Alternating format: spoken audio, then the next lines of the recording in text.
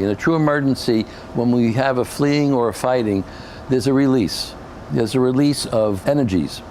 What is that energy that's having to be released?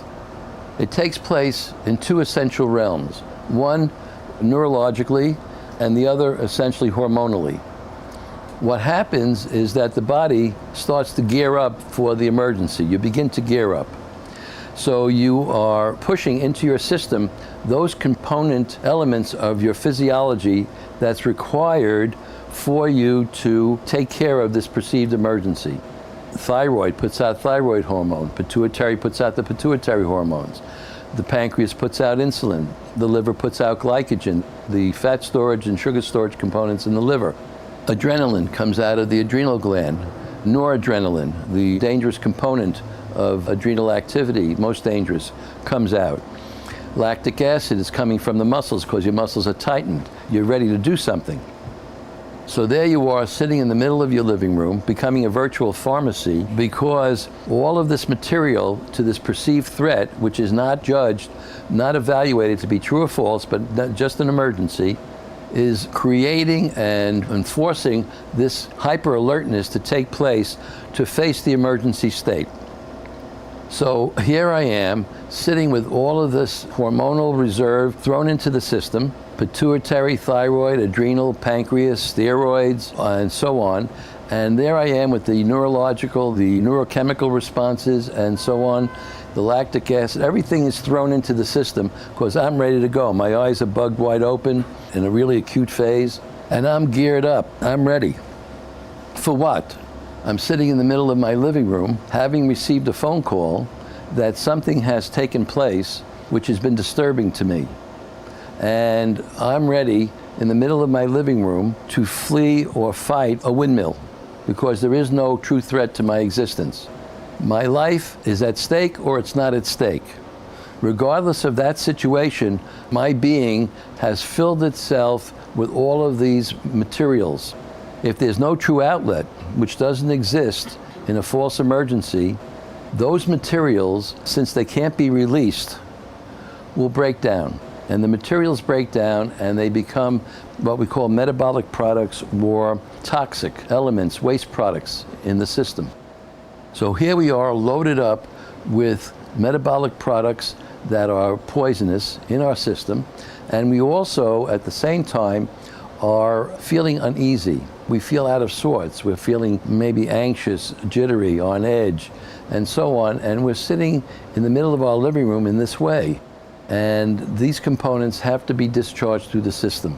So there's a cellular response that's called on to get rid of all of this. And you remember I mentioned earlier, there's no such thing really as symptoms and disease. This alludes to that because these metabolic products have to be discharged.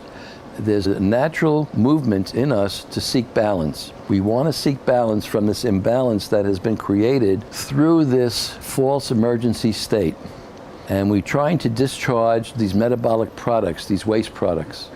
So there's a cellular response that's called on to get rid of them. So it tries to remove them from the system, and we experience it as nausea, vomiting, diarrhea, frequent urination, pain, soreness, sweating, many different kinds of cleansing responses that take place that are designated in conventional medical circles as symptoms that are dangerous. But they're not. They're ways that the body is using to clean itself out. It wants to clean itself of these poisons, and there's a natural movement toward balance. So we're using the cellular systems to do it. Urinary system, the intestinal system, the lymphatic system, that's the natural sanitation system of the body, the immune system, so we're using the white blood cells to clean out the debris from the system that the poisons are creating and so on. All of that is happening, and we are constantly then creating more and more of these elements, because when these symptoms take place, we feel that there's something wrong, that there's something, this is not the way I should feel. I'm not supposed to be feeling. This is not good. The pain is not good. The diarrhea is not good. This is not good. So once I get into that way of thinking, it's another emergency. So now I've created an emergency on top of my emergency. Consequently, I have then called upon the cellular system to come into action again to take care of the buildup that's happened when I have created the emergency state and all these elements are poured into the system again. And I keep doing this over and over and over and over and over again because it becomes a chronic condition. This cellular system that I've called in to function for us begins to age because we're calling on it. It gets tired. It starts to break down. It gets tired. It starts to not function as well. And what takes place in the system is what we call decay, because the cells become transformed. They become malformed. They lose their structure. Their whole configuration changes. And the body begins to go through a process called decay, which in conventional medical circles is where the physician comes in and he designates or she defines what he discovers as, quote, disease. There is no such thing. Disease is a made-up term in medical circles to fix you as a person who's labeled in a certain way, dealing with what is actually one thing, decay. And if we continue going through the decay and the distressing emotional responses that come with it, we eventually are going to die.